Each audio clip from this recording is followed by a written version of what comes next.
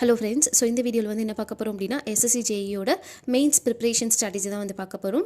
So இதோட exam வந்து நம்ம எழுதி முடிச்சிட்டோம் இல்லையா. SSC ஜேஇ ப்ரிலிம்ஸ் எக்ஸாம் வந்து நம்ம முடிச்சிட்டோம். ஸோ மெயின்ஸ் பார்த்திங்க அப்படின்னா நமக்கு December 4 வந்து அனௌன்ஸ் பண்ணியிருக்காங்க. ஸோ ரிசல்ட் வந்து எப்போ வேணால் வரலாம், ஓகேவா. இந்த அக்டோபர் மந்தில் எப்போ வேணால் வரலாம், இல்லை நவம்பரில் கூட வரலாம், ஓகேவா. ஸோ நமக்கு சாலிடாக வந்து எவ்வளோ மந்த்ஸ் இருக்குன்னு பார்த்தீங்க அப்படின்னா ஒரு 45 days தான் நமக்கு சாலிடாக இருக்குது. ஸோ அதுக்குள்ளே எப்படி படித்தா ஈஸியாக கிளியர் பண்ண முடியும் அப்படின்றது தான் பார்க்க போகிறோம். அதே மாதிரி இதோட எக்ஸ்பெக்டட் கட் ஆஃப் என்ன அப்படின்றதையும் பார்த்துடலாம். ஸோ எக்ஸ்பெக்டட் கட் ஆஃப் அப்படிங்கும்போது ஸோ இதோட ரெஸ்பான்ஸ் ஷீட் வந்து நமக்கு ஒரு 2 weeks முன்னாடி வந்து நமக்கு ரிலீஸ் பண்ணியிருந்தாங்க. அதை பேஸ் பண்ணி இது வந்து கட் ஆஃப் இருக்குது. இந்த கட் ஆஃப் பார்த்தீங்க அப்படின்னா நேஷனல் லெவல் போலில் கண்டக்ட் பண்ண கட் ஆஃப் தான். ஸோ உங்களோட கட் ஆஃப் ஜென்ரல் கேட்டகரியாக இருந்தீங்க அப்படின்னா 115 ப்ளஸ் இருக்கணும். அதே மாதிரி ஓபிசியாக இருந்தீங்க அப்படின்னா 110 ப்ளஸ் இருக்கணும். அதே மாதிரி இடபிள்யூஎஸ் அதாவது எக்கனாமிக்கலி வீக் செக்ஷனாக இருந்தீங்க அப்படின்னா 100 ப்ளஸ் இருக்கணும். எஸ்சி எஸ்டியாக இருந்தீங்க அப்படின்னா எஸ்சியாக இருந்தீங்க அப்படின்னா 92 ப்ளஸ், எஸ்டியாக இருந்தீங்க அப்படின்னா வந்து 82 ப்ளஸ் இருந்தீங்க அப்படின்னா நீங்கள் வந்து மெயின்ஸுக்கு வந்து எலிஜிபிள். இதில் வந்து 5 to 5 marks plus or minus vary ஆகலாம். ஸோ இந்த ரேஞ்சில் இருந்தீங்க அப்படின்னா நீங்கள் தாராளமாக வந்து மெயின்ஸுக்கு ஸ்டார்ட் பண்ணிடலாம், ஓகேவா. மெயின்ஸ் படிக்க கண்டிப்பாக ஸ்டார்ட் பண்ணிடுங்க. ஏன்னா நமக்கு டைம் ரொம்ப ரொம்ப கம்மியாக தான் இருக்குது. ஸோ பேரலாக நமக்கு டிஎன்பிஎஸ்சிஏயும் இருக்கிறதுனால நீங்கள் பேரலாகவே படிக்கலாம், ஓகேவா. ஸோ நியூமரிக்கல் இது SSC ஜேஇ மெயின்ஸ் வந்து நீங்கள் அப்ரோச் பண்ண போகிறீங்க அப்படின்னா என்னென்னலாம் தெரியணும் ஃபஸ்ட்டு. ஸோ இதோட வேகன்சி நமக்கு தெரியும் இல்லையா. வேகன்சி எவ்வளோ 1095 வேகன்சி. இதோட எக்ஸாம் டேட் பார்த்தீங்க அப்படின்னா December 4, 2023, ஓகேவா. டியூரேஷன் பார்த்தீங்க அப்படின்னா 2 hours 120 minutes. ஸோ அதே மாதிரி நம்பர் ஆஃப் கொஷின்ஸ் பார்த்தீங்க அப்படின்னா 100 கொஷின் இருக்கும். ஒவ்வொரு கொஷினுக்கும் 3 மார்க்கு, டோட்டலாக வந்து 300 மார்க்ஸ் வந்து இருக்கும். நெகட்டிவ் மார்க்கிங் பார்த்தீங்க அப்படின்னா 1 மார்க் வந்து நெகட்டிவ் மார்க்கிங். ஸோ 1/3 வந்து பார்த்தீங்க அப்படின்னா நமக்கு ரெடியூஸ் ஆகும். ஸோ 1/3 வந்து சொல்லியிருக்காங்க. ஸோ நமக்கு 1 மார்க் வந்து நெகட்டிவாக போகும். ஸோ இதில் என்ன பிரச்சனை அப்படின்னா நமக்கு ஒரு கொஷின் தப்பு அப்படின்னா 4 மார்க் போகும், ஓகேவா. ஒரு கொஷின் தப்பு அப்படின்னா அந்த கொஷினுக்கு ஒரு 3 mark plus negative marking. So ஒரு கொஷினுக்கு வந்து 4 மார்க் போகும். ஸோ இது வந்து ஹியூஜ் மார்ஜின், ஓகேவா. ஸோ இது வந்து ஹியூஜ் மார்ஜின். நீங்கள் தெரியல அப்படின்னா நீங்கள் கண்டிப்பாக அந்த கொஷினை தொடாதீங்க, ஓகேவா. ஸோ அந்த கொஷினை வந்து அப்ரோச் பண்ணாதீங்க, அட்டன் பண்ணாதீங்க. ஸோ உங்களுக்கு தெரியல அப்படின்னா கண்டிப்பாக அட்டன் பண்ணாதீங்க. ஏன்னா இது எல்லாமே வந்து கண்டிப்பாக கட் ஆஃப் அடி வாங்கும், சரியா. ஏன்னா 1 மார்க் அப்படிங்கும்போது நமக்கு அதிகமான வேரியேஷன்ஸ் வந்து இருக்கிறதுக்கு சான்சஸ் இருக்குது. அதே மாதிரி இது வந்து ஆன்லைன் எக்ஸாம். ஸ்டீம் டேபிள் இருந்தாலும் நம்ம எடுத்துகிட்டு போகலாம், ஓகேவா. ஸ்டீம் டேபிள், கால்குலேட்டர் எல்லாமே வந்து இதில் available. So SSC JE mains பொறுத்த வரைக்கும் லாஸ்ட் இயர் வரைக்கும் இருந்த பேட்டர்ன் வேறு, மெயின்ஸ் பேட்டர்ன் வேறு. இந்த இயர் அதாவது இப்போ தான் நம்ம ஃப்ரெஷ் பேட்ச் எழுத போகிறோம் அப்படின்னா இந்த இயர்லேருந்து நமக்கு பேட்டர்னை வந்து சேஞ்ச் பண்ணியிருக்காங்க, ஓகேவா. கொஷின் பேட்டர்ன் எப்படிலாம் இருக்குன்னு பார்த்தீங்கன்னா நியூமரிக்கல் பேஸ்டாக இருக்கும், அதே மாதிரி கான்செப்ட் பேஸ்டாக இருக்கும், அதே மாதிரி ஸ்டேட்மெண்ட் பேஸ்டாக இருக்கலாம், இல்லை MCQ பேஸ்டாகவும் இருக்கலாம். ஸோ நம்ம ஆல்ரெடி வந்து என்ன பார்த்துட்டோம் அப்படின்னா நம்ம ப்ரிலிம்ஸ்லேயே ஓரளவுக்கு எல்லாமே படிச்சிருப்போம், ஓகேவா. ப்ரிலிம்ஸ்லேயே ஓரளவுக்கு MCQவும் படிச்சிருப்போம், கான்செப்ட் ஓரியன்டாகவும் படிச்சிருப்போம். இதில் வந்து நம்ம ஃபுல் அண்ட் ஃபுல் நியூமரிக்கலுக்கு தான் நம்ம கான்சன்ட்ரேட் பண்ணுற மாதிரி இருக்கணும், ஓகேவா. நீங்கள் ஃபுல்லாக ரிவைஸ் பண்ணிவிட்டு நியூமரிக்கல் வந்து ப்ராக்டிஸ் பண்ணி பார்த்தா மட்டும்தான் உங்களுக்கு மெயின்ஸ் வந்து ஈஸியாக கிளியர் ஆகும், ஓகேவா.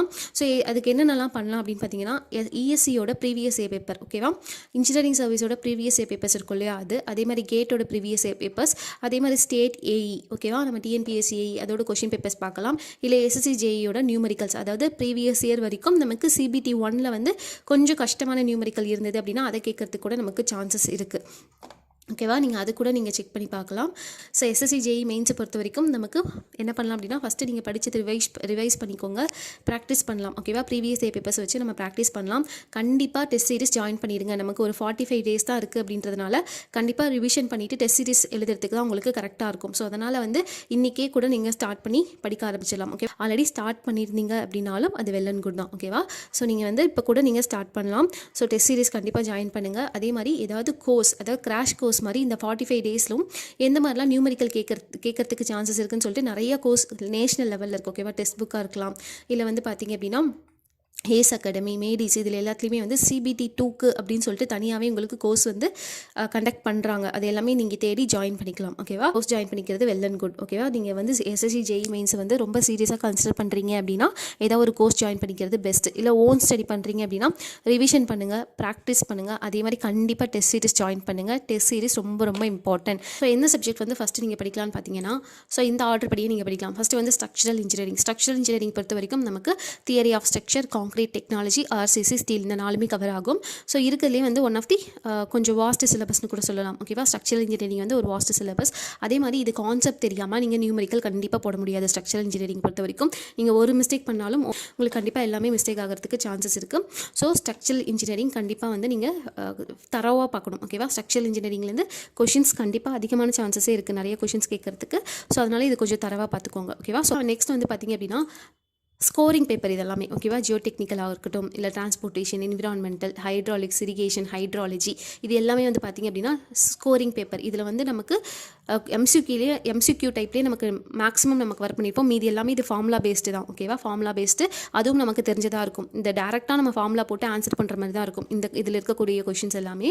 ஸோ அதனால் இதுவும் நீங்கள் வந்து செக் பண்ணி பார்த்துக்கோங்க ஓகேவா. இது எல்லாமே ஸ்கோரிங் பேப்பர். ஸோ இதில் வந்து ஈஸியாக நீங்கள் மார்க் ஸ்கோர் பண்ணலாம். நீங்கள் கடைசியாக பார்க்க வேண்டியது என்ன அப்படின்னு பார்த்தீங்கன்னா, இந்த பில்டிங் மெட்டீரியல்ஸ் பொறுத்த வரைக்கும் நமக்கு நிறையா வாட்டி ரிவைஸ் பண்ணிட்டே இருக்கணும். இது வந்து கான்செப்ட் மாதிரி கிடையாது, இது வந்து டேட்டா ஓரியன்ட் ஓகேவா. இந்த பில்டிங் மெட்டீரியல்ஸ் பார்த்திங்க அப்படின்னா அது டேட்டா ஓரியன்ட், இது நமக்கு மறந்துட்டே இருக்கும் ஓகேவா. அதனால் நீங்கள் இது கடைசியாக வச்சுக்கோங்க ஓகேவா. கடைசியாக நல்லா ரிவிஷன் பண்ணிட்டு போய் எழுதிடலாம் ஓகேவா. எக்ஸாம் முன்னாடி நல்லா ரிவிஷன் பண்ணிட்டு போய் எழுதிடலாம். அதே மாதிரி எஸ்டிமேஷனும் சர்வேயிங்கும் பார்த்திங்க அப்படின்னா இதில் வந்து நியூமரிக்கல் அதிகமாக கேட்கறதுக்கு சான்சஸ் இருக்குது ஓகேவா. ஸோ இதுவுமே வந்து கொஞ்சம் தப்புனாலும் ஓவராலாகவே ஒரு ப்ளஸ் மைனஸ் மாற்றி போட்டாலே இந்த சர்வேயிங்கில் எல்லாமே மாறிடும். அதே மாதிரி எஸ்டிமேஷன் பொறுத்த வரைக்கும் நமக்கு குவான்டிட்டி மாற்றி போட்டோம்னா எல்லாமே தப்பாயிடும். ஸோ சர்வேயிங், எஸ்டிமேஷன் இந்த ரெண்டுமே வந்து நீங்கள் கடைசியாக வச்சுக்கலாம் ஓகேவா. சர்வேயிங், எஸ்டிமேஷன், பில்டிங் மெட்டீரியல்ஸ் இது எல்லாமே வந்து கடைசியாக பாருங்கள். இது எல்லாமே ஃபஸ்ட்டு சப்ஜெக்ட் ஸ்கோரிங் பேப்பர். அதே மாதிரி எது அதிகமாக கேட்பாங்க இது முதல்ல முடிச்சுட்டு நீங்கள் இந்த சர்வேயிங், எஸ்டிமேஷன், பில்டிங் மெட்டீரியல்ஸ் இந்த மூணுத்தையுமே வந்து நீங்கள் கடைசியாக பார்க்கலாம் ஓகேவா. ஸோ SSC JEOட பேப்பர் 2 சிலபஸ் பார்த்திங்க அப்படின்னா இது நெட்லேயே அவைலபிளாக இருக்கும். அப்படி இல்லை அப்படின்னா இதோட சிலபஸ் வந்து நான் சிவில் ஸ்டடி யூனிட் அப்படின்ற டெலகிராம் குரூப்பில் ஷேர் பண்ணுறேன், நீங்கள் யூஸ் பண்ணிக்கலாம். ஸோ என்னென்ன டாபிக் இருக்குது அப்படின்னா 10 டாபிக் இருக்குது. ஒன்று வந்து building materials, estimation and costing, அதே மாதிரி surveying, soil mechanics. Soil mechanics வந்து one of the vast syllabus ஓகேவா. சாயில் மெக்கானிக்ஸ், ஹைட்ராலிக்ஸ், இரிகேஷன் இதுவும் வந்து வாஸ்ட் சிலபஸ். டிரான்ஸ்போர்ட்டேஷன், அதுக்கப்புறம் என்விரான்மெண்டல் இன்ஜினியரிங், ஸ்ட்ரக்சரல் இன்ஜினியரிங் ஓகேவா. இனிமேல் படிக்க ஆரம்பிக்கல அப்படின்னா தயவு செஞ்சு படிக்க ஆரம்பிச்சிருங்க. ஏன்னா நமக்கு டைம் வந்து லிமிட்டடாக தான் இருக்குது ஓகேவா. டைம் வந்து லிமிட்டடாக தான் இருக்குது அப்படின்ற பட்சத்தில் ஏதாவது ஒரு டெஸ்ட் சீரிஸ் ஜாயின் பண்ணிக்கலாம். அப்படி இல்லாட்டி கோர்ஸ் ஜாயின் பண்ணிட்டு நீங்கள் SSC JEக்கு நீங்கள் ப்ராக்டிஸ் பண்ணி பார்த்துக்கலாம் ஓகேவா. SSC JE பொறுத்த வரைக்கும் நமக்கு டைம் கன்ஸ்ட்ரைன்ஸ் ஓகேவா. SSC JE பொறுத்த வரைக்கும் நமக்கு டைம் கன்ஸ்ட்ரைன்ஸ். இந்த வீடியோ யூஸ்ஃபுல்லாக இருந்தது அப்படின்னா கண்டிப்பாக சப்ஸ்கிரைப் பண்ணுங்கள், லைக் பண்ணுங்கள், ஷேர் பண்ணுங்கள். தேங்க்யூ.